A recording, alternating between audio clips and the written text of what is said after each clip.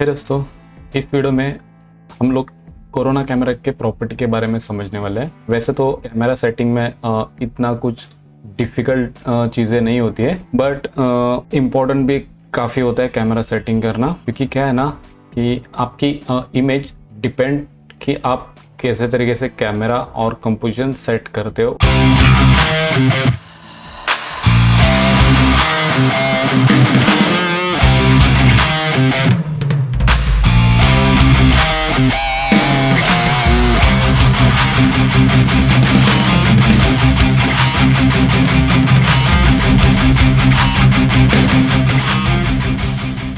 इसका इम्पोर्टेंट इसके लिए होता है कि आपने सीन में तो मटेरियल काफ़ी अच्छे तरीके से बनाए, क्रिएट किए और लाइटिंग भी अच्छे तरीके से सेट किया, और उसके साथ साथ अगर आप कैमरा और कंपोजिशन अच्छे तरीके से अगर आप सेट करते हो, सो जो आने वाला आपका जो आउटपुट होता है वो काफ़ी इम्प्रेसिव होता है। तो इसके लिए कैमरा सेटअप करना वो भी एक इम्पॉर्टेंट टास्क होता है, बट वो उतना डिफ़िकल्ट भी नहीं है। तो अभी मैं आपको एक्सप्लेन करता हूँ कैमरा प्लेस करके।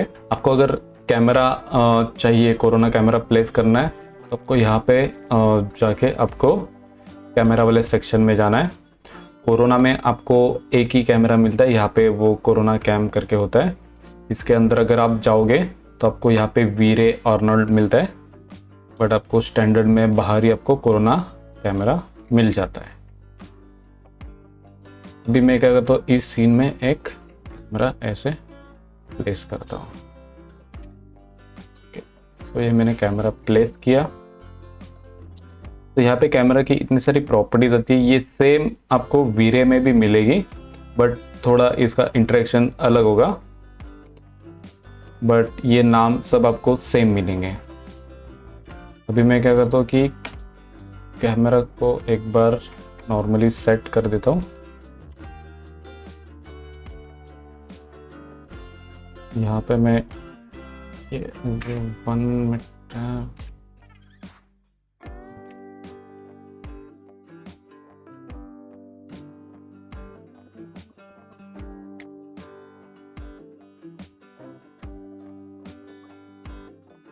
नॉर्मल एक बेसिक हाइट के ऊपर मैं इसे सेट कर देता हूँ, और मैं थोड़ा अपना कंपोजिशन भी एक बार सेट कर लेता हूँ।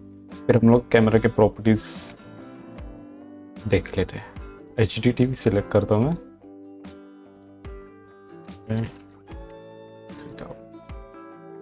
ओके, तो मैंने ये कैमरा सेट किया। अभी इसमें क्या है, स्क्रीन लेते हैं। ये हो गया हमारा, ये आपको दिखेगा यहाँ पे कैमरा। अभी कैमरा प्रॉपर्टी में क्या सब बेसिक चीज़ें, ये आपका टारगेट आपको शो करना है नहीं करना है वो सब रहता है, और यहाँ पे इसका डिस्टेंस टारगेट का, कि कैमरा से टारगेट का क्या डिस्टेंस है। तो यहाँ पे आपको तो कुछ करने की ज़रूरत नहीं है, बाय डिफ़ॉल्ट जैसा है वैसा आप रख सकते हो। एक्सपोजर यहाँ पे दिया हुआ है, तो बाय डिफ़ॉल्ट यहाँ पे यूज ग्लोबल एक्सपोजर होता है, तो आपको उसको भी कुछ छेड़ने की ज़रूरत नहीं है, आप एज इट इज़ रख सकते हो। तो वो एक हो गया एक्सपोजर का पार्ट। तो यहाँ पे आपको कुछ चेंजेस नहीं करने, आप वैसे ही रख दो। फिर यहाँ पे आपको ऑप्शंस मिलते हैं कि field of view, focal length, zoom, ISO, F number. तो यहाँ पे हमें ध्यान देने की ज़रूरत है कि आप यहाँ पे फील्ड ऑफ व्यू से भी कैमरा का डिस्टेंस वगैरह चेंज कर सकते हो, या फोकल लेंथ से भी। अभी सबसे पहले मैं फोकल लेंथ आपको दिखा देता हूँ। फोकल लेंथ में आपकी अभी ये जो कंपोजिशन है, ये जो फ्रेम है, विंडो फ्रेम, ये हमारी हॉरिजेंटल है।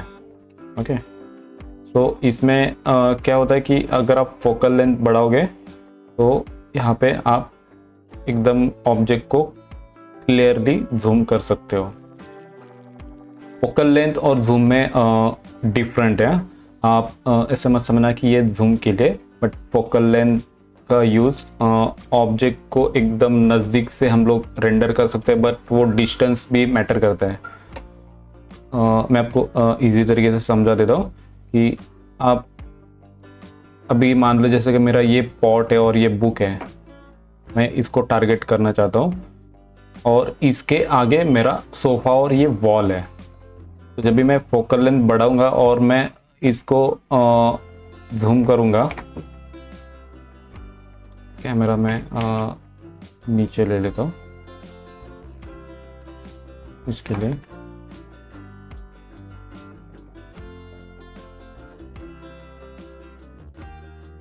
ओके, तो अभी मेरा टारगेट ये है, मैं इसे जूम करके मैं एक इमेज सेट कर रहा हूँ। तो क्या होगा ना कि जो मेरा बैकग्राउंड है, इसका जो बैकग्राउंड है यानी ये सोफा और ये वॉल, ये भी एकदम कैमरा के क्लोज में आ जाते हैं फिर। तो ये ऑब्जेक्ट का डिस्टेंस कम करता है फिर, यानी जैसा मेरा सेंटर टेबल है और ये जो बैक है, तो ये काफ़ी आपको बड़े स्केल पे दिख रहे हैं, यानी उनका आपस में डिस्टेंस कम हो गया।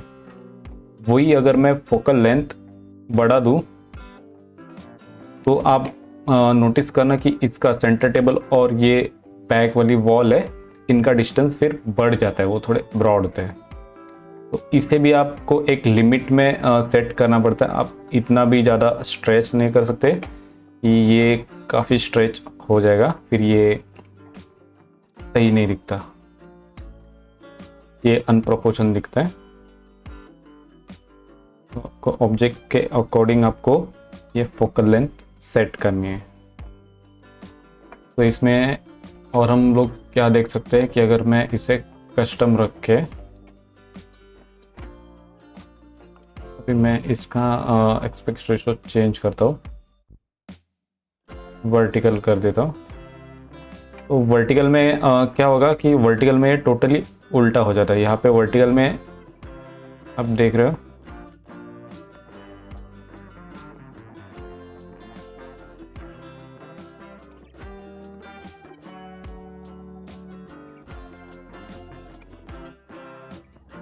फोकल लेंथ ऐसे कुछ आपको सेट करनी पड़ेगी वर्टिकल में। इसका रेशो आपको कम करना पड़ेगा। कैमरा भी चाहिए तो आप थोड़ा आगे पीछे कर सकते हो कि अभी मैं अंडू करता हूँ। अभी ये मेरा कैमरा का पोजीशन यहाँ पे, और मैं चाहता हूँ कि ये सोफ़ा और थोड़ा दिखे, तो मैं अगर इससे अगर एडजस्ट करूँगा तो क्या होगा, ये स्ट्रेच हो जाएगा कुछ ज़्यादा, और यहाँ पे हमारा अनवांटेड गैप भी दिख रहा है। मैं क्या करूँगा, कंट्रोल Z करूँगा, मैं इसे पीछे लूँगा और यहाँ पे हम लोग फिर इसे फुल HD कर सकते हैं। तो ये अनवांटेड गैप नहीं दिखेगा फिर इसमें।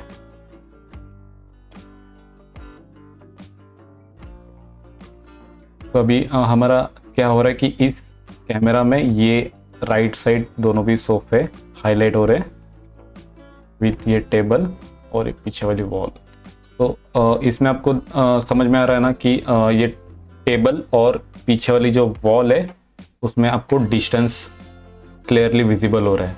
जब भी आप फोकल लेंथ को बढ़ाते हो आप और कैमरा के नज़दीक आते हो तो क्या होता है, उतना ही बैकग्राउंड के जो ऑब्जेक्ट वो थोड़े नज़दीक दिखते हैं आपको।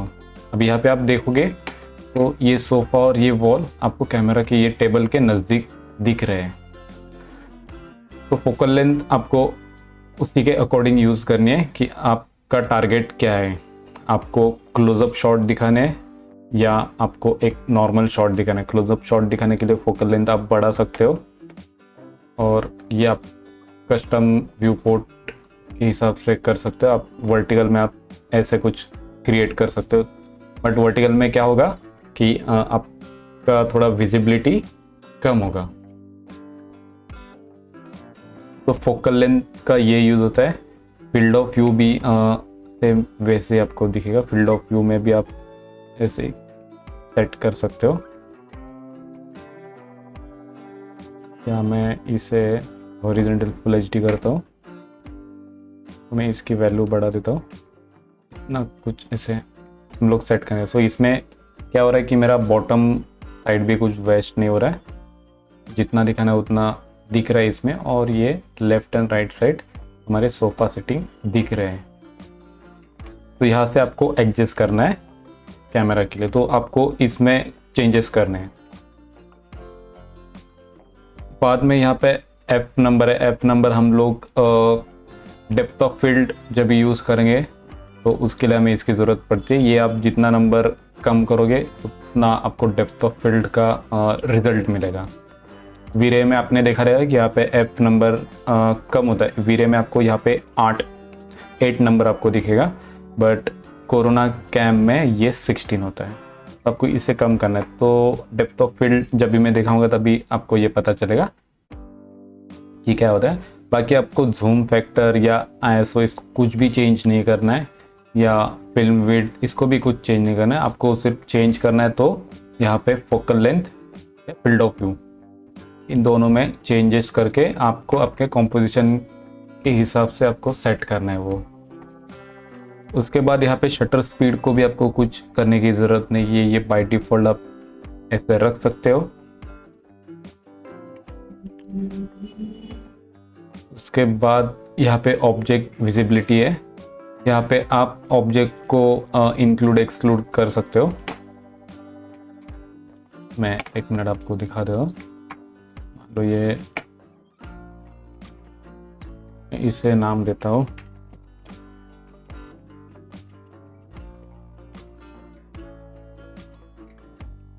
Centre table, okay. और मैंने ये कैमरा सेट किया हुआ उसको सिलेक्ट किया, एक्सक्लूड, यहाँ पे मैं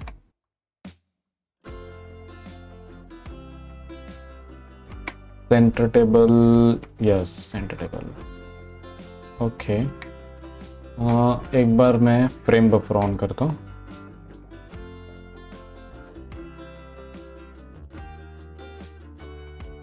इंटरैक्टिव रेंडरिंग मैंने स्टार्ट किया, तो आप देख रहे हो कैमरा में सेंटर टेबल गायब। मैं इस टिक को डिसेबल करता हूँ, सेंटर टेबल ऑन हो गया। तो ऑब्जेक्ट अगर आपको कैमरा में कौन सा नहीं चाहिए तो आप इसका भी यूज़ कर सकते हो, या अगर आप जूम आउट जूम इन करते हो तो कैमरा के नज़दीक जो भी आपको ऑब्जेक्ट दिखता है आपको वो नहीं दिखाना है कैमरा में, तो यहाँ पे आप इसका यूज़ कर सकते हो।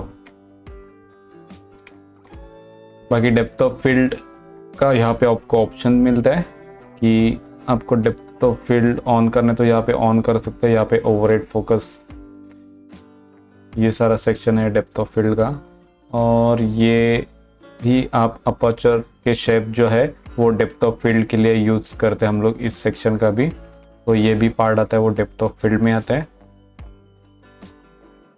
उसके बाद ये कैमरा टिल्ट और शिफ्ट, ये भी मैंने वीरे में भी ये ऑप्शन आपको मिलेगा कि कैमरा का फोकस आपको वर्टिकल टिल्ट चेंज करना है तो यहाँ पे ये ऑटोमेटिक भी रख सकते हो, बट ये इंटीरियर में ज़रूरत नहीं पड़ती इस ऑप्शन की।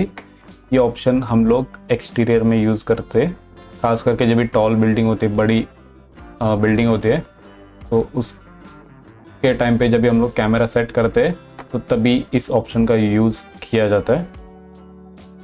उसके बाद ये टोन मैपिंग, ये भी आपको देखने की कुछ ज़रूरत नहीं है, ये भी आप स्किप कर सकते हो। पोस्ट प्रोसेसिंग ये भी आप इग्नोर करना, इसे भी कुछ मत छेड़ना यहाँ पे। बाकी और ऐसे कुछ आपको ज़रूरत नहीं पड़ेगी। ये एनवायरनमेंट एंड क्लिपिंग की भी आपको अभी के लिए तो कुछ ज़रूरत नहीं है, तो ये भी हम लोग स्किप करेंगे। तो कैमरा सेटिंग में आपको बस ऐसे ही करना है कि आपको फोकल लेंथ पे ही ध्यान देना है। फोकल लेंथ में आपको चेंजेस करके आपका कैमरा सेट करना है। और अगर आप डेप्थ ऑफ फील्ड यूज़ करते हो तो यहाँ पे डेप्थ ऑफ फील्ड का सेक्शन होता है, यहाँ पे सिंपली आपको डेप्थ ऑफ फील्ड ऑन करना है और यहाँ पे जो एफ नंबर है आपको इस एफ नंबर की वैल्यू को सेट करना है। अभी मैं आपके सामने और एक कैमरा सेट करता हूँ। कैमरा सेट कर रहे हो तो कंपोजिशन भी काफ़ी इम्पोर्टेंट होता है।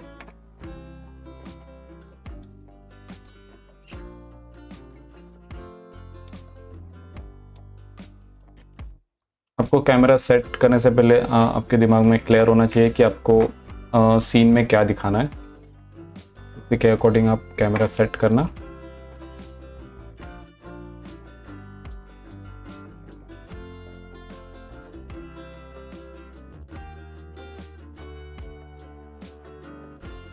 ये मैं कैमरा में और थोड़ा पीछे ले लेता हूँ।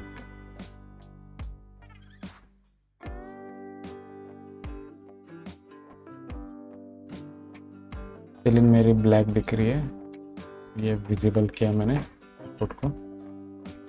भी अब इसमें भी देख रहे हो कि इसमें थोड़ा पीछे ले लेता हूँ। इसमें क्या होगा, मेरा ये जो साइड का यूनिट है एटलीस्ट वो भी दिखे और थोड़ी बहुत यहाँ पे वॉल। तो मैंने दोनों साइड बराबर से गैप रखा है। एंटर में मेरा ये ऑब्जेक्ट। तो इस केस में भी आप पर्टिकुलर इस पार्ट को अगर आपको जूम करना है या आपको ये इतना पार्ट दिखाना है तो यहाँ पे फोकल लेंथ में आप खेल सकते हो। यहाँ पे आप ये वाला रेशो भी ले सकते हो कि जहाँ पे ये टीवी और ये मार्बल हमारा दिख रहा है और यहाँ पे साइड में थोड़ा सा ये प्लांट हाफ, या आप ऐसे कट करके भी दिखा सकते हो।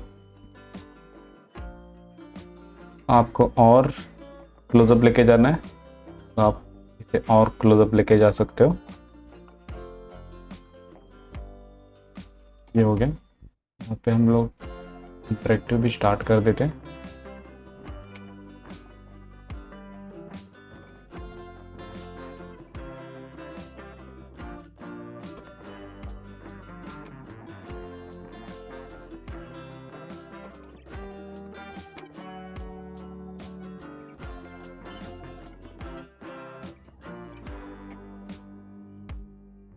मैं 2 नंबर का कैमरा है, इसे सेट किया तो आपको दिख रहा है ये क्लोजअप हो गया। अभी थोड़ा मैं इसे पीछे की तरफ शिफ्ट कर देता हूँ।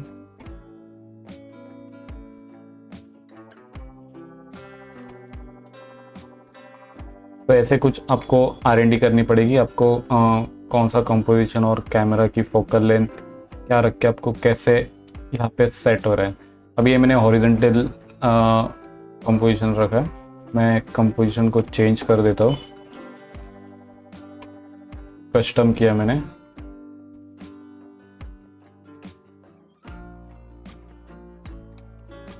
कस्टम में हम लोग ऐसे कुछ कर सकते हैं, या कैमरा को और हम लोग थोड़ा पीछे लेंगे ताकि कैमरा के नज़दीक का जो ऑब्जेक्ट है वो स्ट्रेच नहीं दिखेगा। इसे और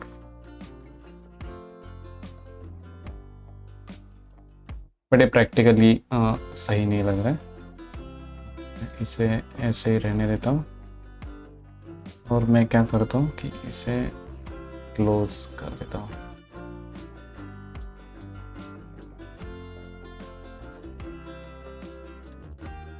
तो कैमरा थोड़ा शिफ्ट करूँ, डिपेंड आपको कैसे क्या दिखाना है।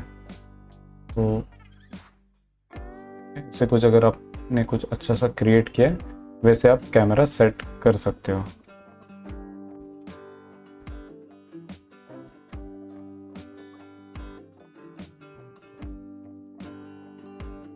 सेंटर में रख देता हूँ मैं।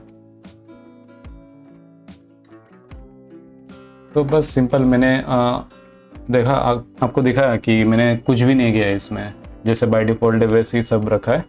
फिर मैंने यहाँ पे फोकल लेंथ कोई चेंज किया है, बट फिर भी मेरा ये कैमरा वगैरह अच्छे तरीके से सेट हो गया है। और कैमरा की हाइट भी आपको मैटर करती है कि हाइट आपको क्या रखनी है। जो पहले मैंने आपको दिखाया था कैमरा, मैं फिर से उसमें आता हूँ। कैमरा 1 और इसे हमने सेट किया था हॉरिजॉन्टली, सो मैं फुल HD लेता हूँ।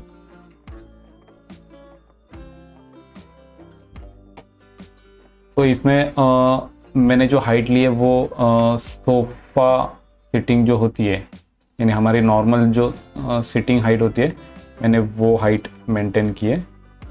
मैं इसे और थोड़ा ऊपर कर सकता हूँ। तो इसमें मैंने वो हाइट मेंटेन की है कि मैंने इसमें आई लेवल यानी जब भी हम लोग खड़े होके देखते हैं तो वो हाइट मैंने यहाँ पे नहीं लिया। अगर वो मैं लूँगा तो ये अनप्रैक्टिकल दिखेगा।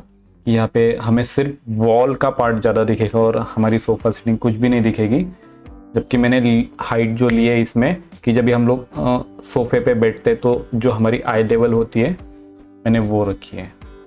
तो वो भी एक इम्पोर्टेंट है कि अभी आप जैसे देख रहे हो कि मैंने अगर हमारी नॉर्मल जब भी हम लोग खड़े होके देखते तो ये ऐसे कुछ दिखेगा, बट मैंने ये नहीं लिया। मैंने जब हम लोग सिटिंग पोजीशन में होंगे कैसे दिखेगा वैसा मैंने दिखाया।